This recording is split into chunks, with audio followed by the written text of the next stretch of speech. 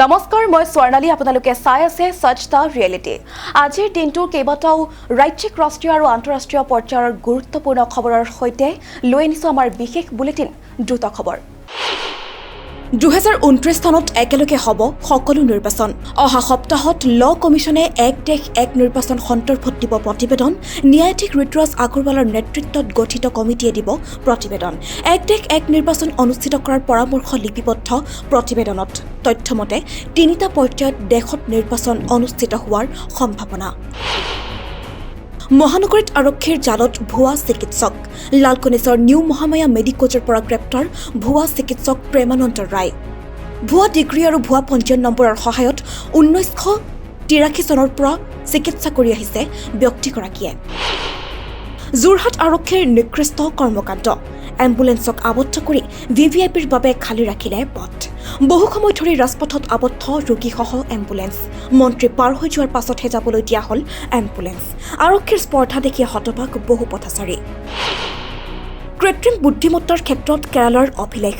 কেৰালাৰ বিদ্যালয়ত ভাৰতৰ প্ৰথমগৰাকী AI শিক্ষকেৰে পাঠদান। শিক্ষয়িত্ৰী আইৰিছ ৰাজ্যখনৰ প্ৰথমগৰাকী মানৱ ৰবট। মেকাৰ লেবছ এডুকেটৰ সহযোগত নিৰ্মাণ কৰা হৈছে আইৰিছক। জনপ্ৰিয় বিশ্বনেতাৰ তালিকাৰ শীৰ্ষত প্ৰধানমন্ত্ৰী নৰেন্দ্ৰ মোদী। ৭৫% ৰেটিঙেৰে ইণ্ডিয়া টুডেৰ সমীক্ষাত শীৰ্ষস্থানত মোদী।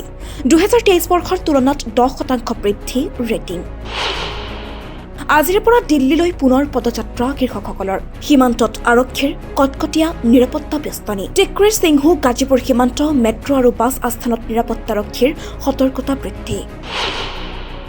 শ্বেখ শ্বাহজাহানক CBIৰ হাতত গটাবলৈ অস্বীকাৰ পশ্চিমবংগ চৰকাৰৰ। ঈদৰ বিষয়াৰ ওপৰত কৰা আক্ৰমণৰ অভিযোগত গ্ৰেপ্তাৰ হৈছিল TMC নেতা শ্বেখ শ্বাহজাহান।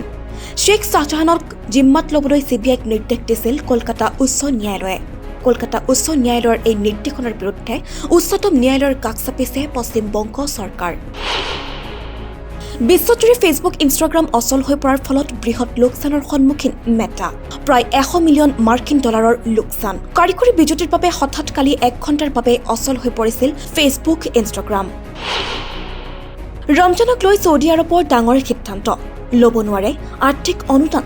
সামাজিক মাধ্যমত শ্বেয়াৰ কৰিব নোৱাৰে নামাজৰ দৃশ্য। তদুপৰি ইছলামিক দেশখনে মছজিদৰ ভিতৰত ইফতাৰ কৰাৰ ওপৰতো জাৰি কৰিছে নিষেধাজ্ঞা।